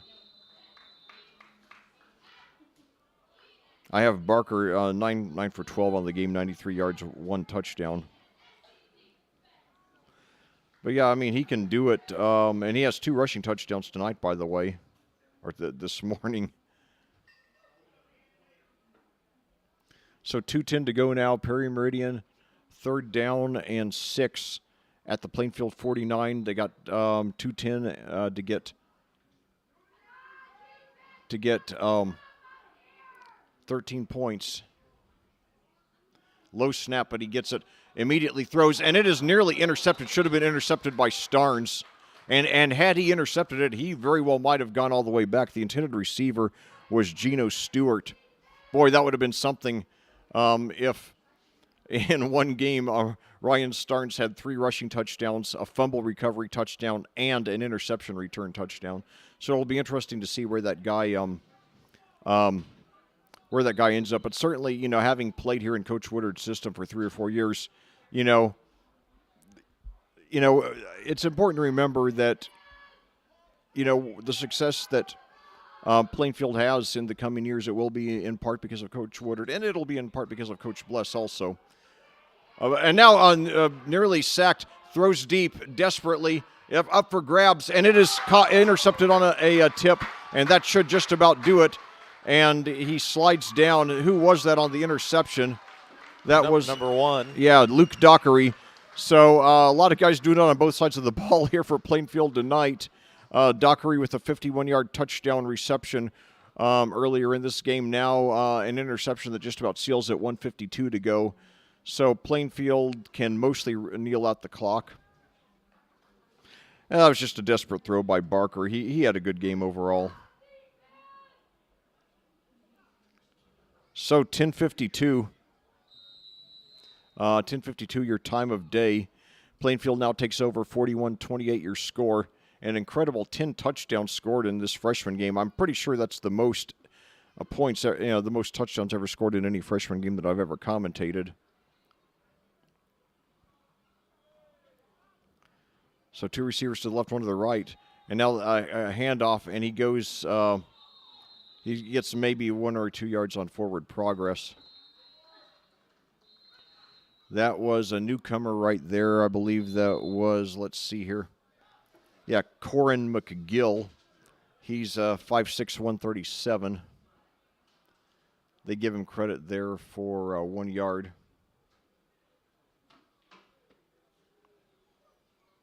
So by my count, 5 Quakers have rushed tonight. And now we've got the clock stopped with 1. As Perry Meridian just took its final timeout. So they still got a shot to get the ball back. And I'm going to go grab something to drink as soon as we're off the air here, because my throat is very dry. Last night, I've commentated at approximately 40 different high schools over the last 11 seasons, mostly here in central Indiana. I've also, been as far south as Evansville. Commentated Tri-West at Evansville Mater Dei back in, what year was it, 2016. Also commentated a few games up there in Tippecanoe County. And now a very aggressive pro wrestling type tackle there on McGill. So he's going to be brought down for a short loss.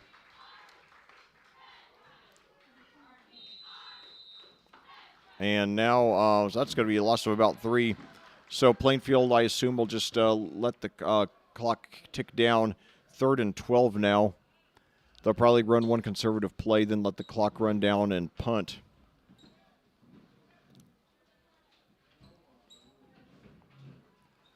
But all that to say, Perry Meridian is, I think, one of only about 4 or 5 high schools I've never been to that did not provide drinks to the to the media. So that was really tough on my voice, but I did manage to get through the game.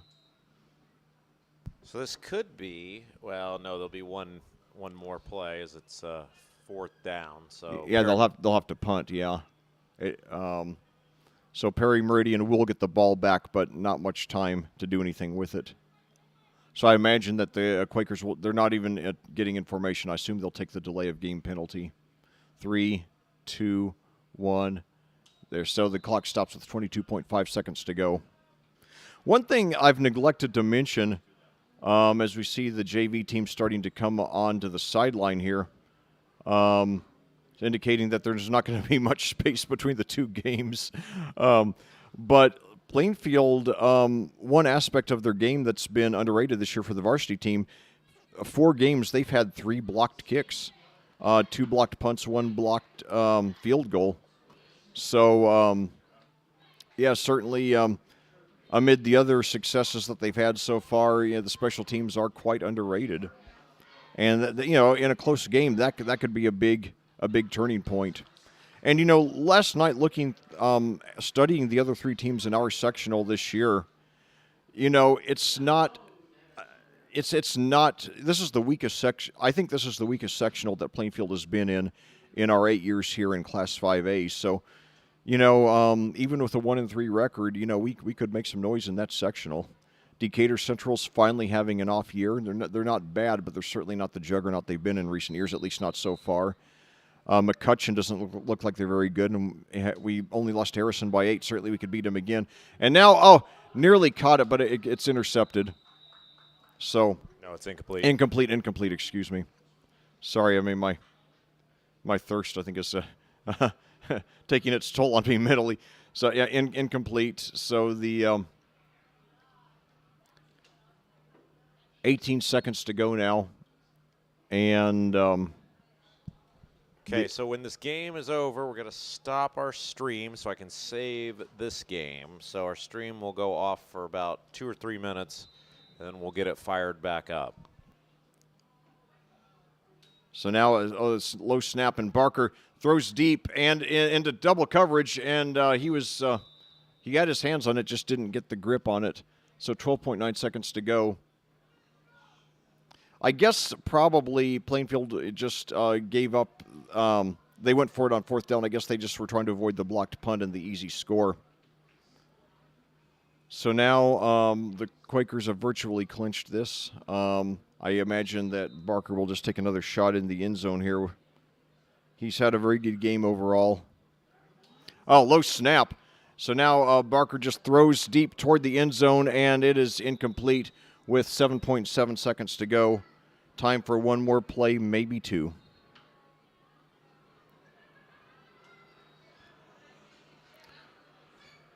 But, last night, Perry Meridian's offense was extremely, extremely conservative. And I like how adventurous it is tonight. So it shows that Brett Cooper is slowly changing this program and, turning a corner with it. So now Barker throws deep again. And this one is incomplete. So 3 consecutive incompletions by Barker. 1.3 seconds to go. So one final play coming up.